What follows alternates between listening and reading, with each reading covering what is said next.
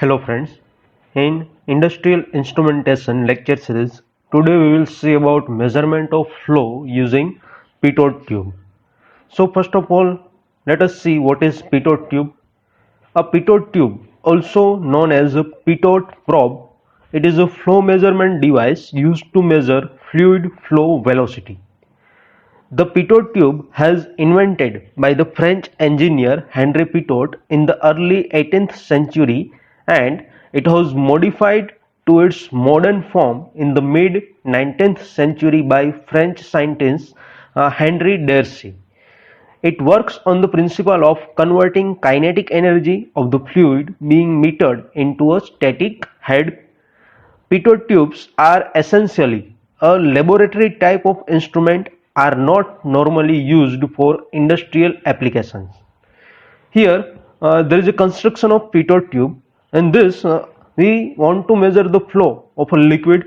Here pitot tube is inserted between the nozzle, and here we can see that there is a two tubes in pitot tube. One is inner tube and another one is outer tube. There is some hole on outer tube, and inclined tube manometer is also connected here, and with the help of differential pressure we can measure the flow. As shown in the figure, pitot tube installed in a pipeline for a measurement of flow rate. The pitot tube consists of two tubes, as we will see earlier, inner and outer tube. The open end of the inner tube faces the incoming flow, and the outer tube has a closed end but has a number of holes in its walls. Now let us see some of the working of pitot tube. Number of devices for sensing the rate of fluid flow. They mainly operate on the principle of placing an obstruction in the path of fluid, causing a change in fluid pressure which is dependent upon the rate of flow. Here both the tube contain same fluid. The pressure in the outer tube is the static pressure in the pipeline. The total pressure in the inner tube is greater than this static pressure. So we can say that the Bernoulli's theorem shows that the velocity at this point in the cross section is V is equal to under root 2 in bracket P minus P0 whole divided by rho, where P0 is equal to static pressure in Newton per meter square, P is equal to pressure at the entrance of the tube, and rho, that is density of liquid in kilogram per meter cube.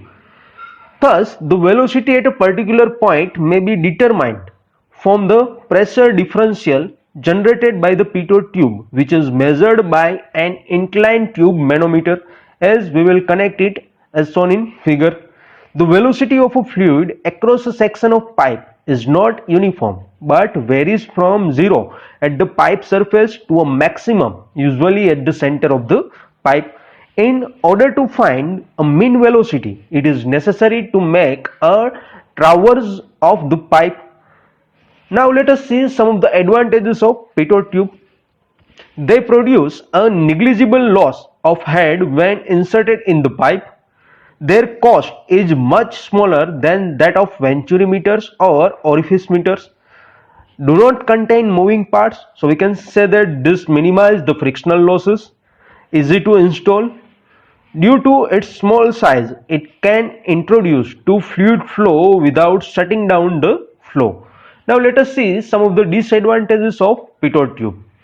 They are laboratory type instruments, low sensitivity, poor accuracy, it requires high velocity flow, not suitable for dirty or sticky fluid like sewage disposal. There is no standardization for pitot tube. A change in velocity profile may cause significant error. Due to change in velocity profile, it develops a very low differential pressure which is difficult to measure. Now let us see some of the application of pitot tube. The pitot tube is used in utility streams where high accuracy is not necessary. It is used in the air duct and pipe system. It is used in aircraft to measure airflow velocity.